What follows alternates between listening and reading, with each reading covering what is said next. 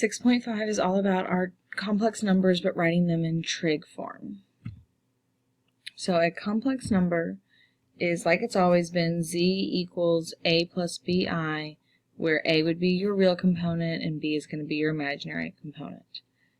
As a side note, I know in last section we were doing I and j with our vectors, and we were writing those bolded. Do make sure your i's are curly this time.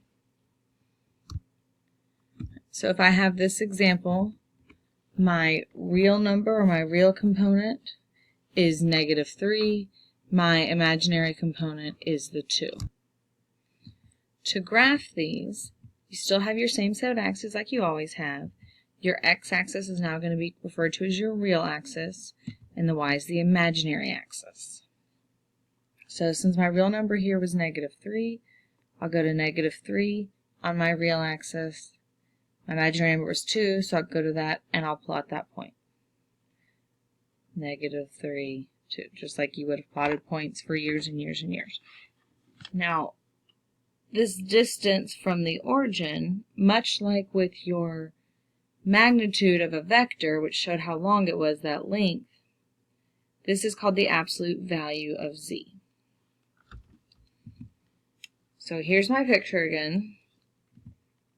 My absolute value of my complex number is just like a fancier way of saying the distance from the origin.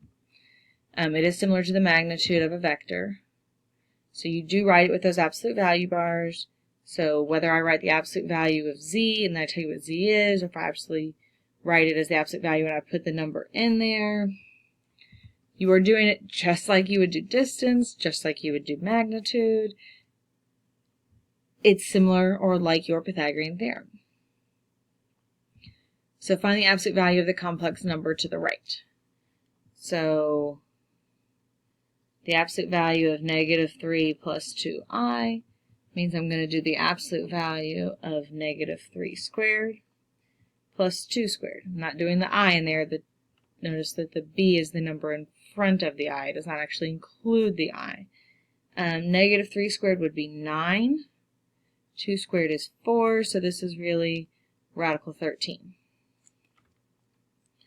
Go ahead and plot and find the absolute value for this new complex number, z equals 4 minus 2i.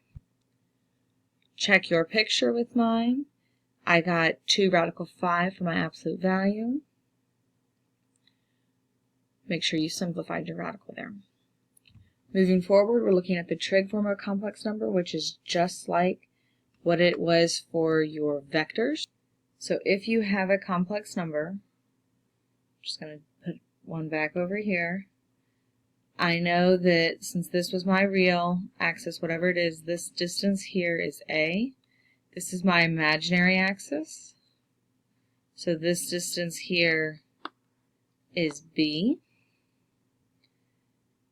And this distance is that absolute value of z.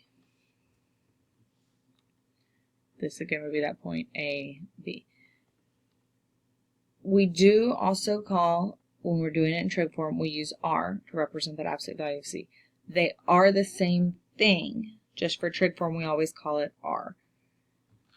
So r is the same thing as the absolute value of z, so that is that square root of a squared plus b squared. A goes with your x.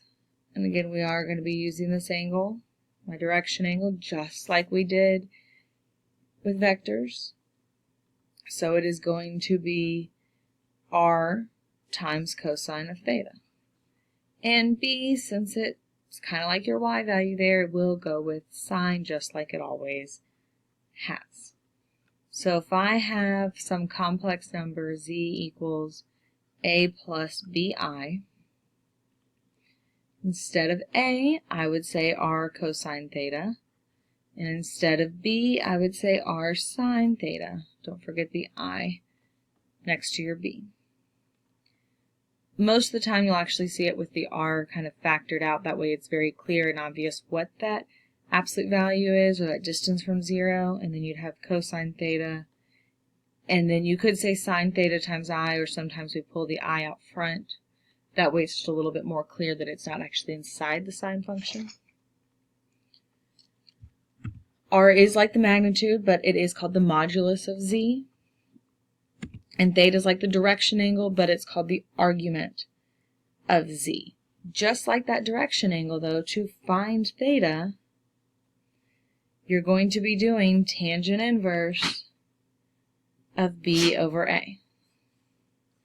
So whether I'm looking at a vector or a complex number or a right triangle, if I'm trying to find my angle there, it's going to be tangent inverse. And always, please remember that your calculator gives you your reference angle, so you need to move it to the correct quadrant.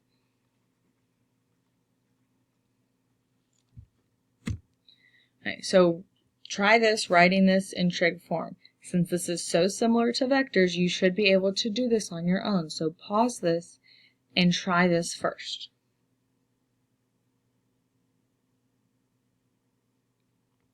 I am going to go ahead and write back down what my trig form was, so I have that on the slide. And also, I'm going to make the note of what quadrant this should be in, which this should be both negative, so in quadrant 3. Some of you may think it's excessive that I actually write it down, but I don't forget to put which quadrant it's supposed to be in when I go and find my direction angle. Whereas you guys are consistently forgetting to check your quadrant or just deciding you can put it in whichever quadrant you want. It may help you if you actually write down the quadrant it's supposed to be in. First thing I need to do is find r and to find theta. So to find r, that's the square root of a squared, so a was negative 2, plus b squared, which was negative 2 radical 3. When I do that, negative 2 squared is 4, negative 2 radical 3 squared is 12, since negative 2 squared would be 4, radical 3 squared would be 3, 4 times 3 is 12, so this is 16. Oh, r is 4. The next thing I want to do is find my angle. So I'm going to do tangent inverse of b over a, which is, that simplifies, that's really tangent inverse of just radical 3, which should look familiar. That is on your unit circle. This will still continue to show up. So theta is either going to be 60 degrees, or if I am paying attention to my radians, it would be pi over 3. Now, this is where a lot of you are stopping. But again, I wrote real big. This is in quadrant 3, so I know 60 degrees is not in quadrant 3. Do make sure you switch these down to the correct quadrant. So I have 240 degrees, and for pi over 3, that would be 4 pi over 3. Yes, I'm listing them out both, because you could write it with either degrees or radians, and most of the time, I ask you to write it with both. So you do need to have both of them. So that was step 1. Find r and find theta. That is not new. You did that the last 2 sections. Step 2 is plugging it into trig form. So z equals, says r comes first, so that's 4. Then it has parentheses times cosine of my angle, so 240 degrees, plus I sine of my angle, so again 240 degrees. Or if I have it in radian, I'm going to have the same thing, but instead of 240 degrees, I'll put 4 pi over 3 for both of these. If I give you something like this, where it's already in trig form, and I say, hey, what's your direction angle, and what's your absolute value of z, or what's your r and your theta, don't multiply it all out and everything. Just tell me, oh, 4 pi over 3 is my angle, 4 is my r, or my absolute value of z. Going backwards, if it says to write the complex number in standard form, let's first have a problem. So z equals radical 8 times cosine, and this is going to be negative pi over 3, plus I sine of negative pi over 3. Does not really matter that those are negative there, because I'm not concerned with the angle as much as I am evaluating it. So if I'm going to standard form, that means that my final answer should be a plus bi. But crucial here is no trig should still be in there. If it's in trig form, it has trig in it. If it's not in trig form, there's no trig, no angles. So evaluate the trig functions and simplify if needed. So I'm going to leave this radical 8 alone for a minute. Cosine of negative pi over 3, if you need to look at your unit circle, negative pi over 3 would be down here. So my cosine is a positive 1/2. My sine is a negative radical 3 over 2. Do not forget about that I there. That itself cannot be simplified, although I could simplify that 8 to be 2 radical 2. And then the second step is distributing. So if I multiply 2 radical 2 times 1/2, I'm going to end up with radical 2. And if I do 2 radical 2 times negative radical 3 over 2, I'm going to end up with 1, something negative. But it'll be radical 6i. This is my answer in standard form. The next part of the video is performing operations in trig form.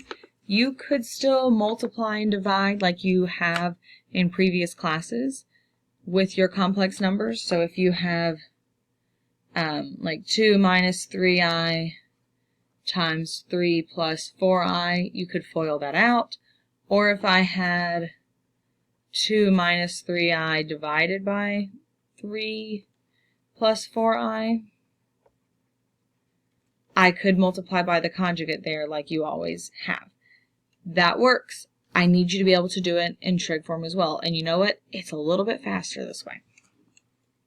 So the first thing we want to look at is some of our formulas. So we do have two complex numbers up here, z1 and z2. Both in trig form. Instead of r, we put r1 or r2. Instead of theta, I put theta 1 or theta 2.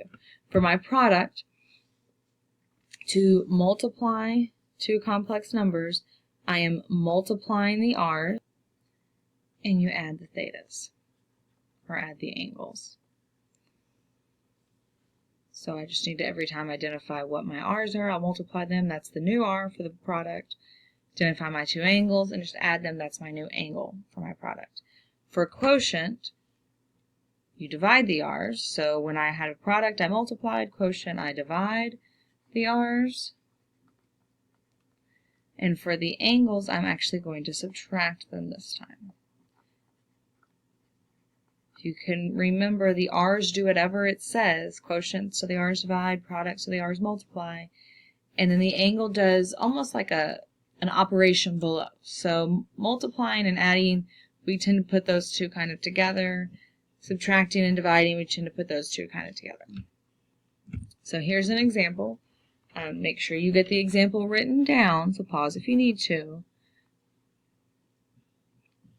But when I do z1 times z2, I'm going to start by multiplying my r's. So 2 times 8 is 16. Cosine of, and then I'm going to add my angles. If you need to, come over to the side to add your angles. It's your common denominator. That's 4 pi over 6. Adding them gives me 15 pi over 6, which when I reduce gives me 5 pi over 2. If I need to do all that over here, do that all over here. If you need to do it all in your head, do it all in your head. You know your fraction adding abilities. This would be my product in trig form. So answer in trig form. A lot of the time I'm going to ask for the answer in standard form. So you would simply do the actual trig. So 5 pi over 2, if I need my unit circle, let's see, all the way around would be 4 over 2, so 5 pi over 2 would be up here. My cosine is 0, my sine is 1. When I distribute this out, 16 times 0 is just 0, 16 times I would be 16i. This is my answer in standard form. The next video will pick up with the dividing and then actually using an exponent or powers.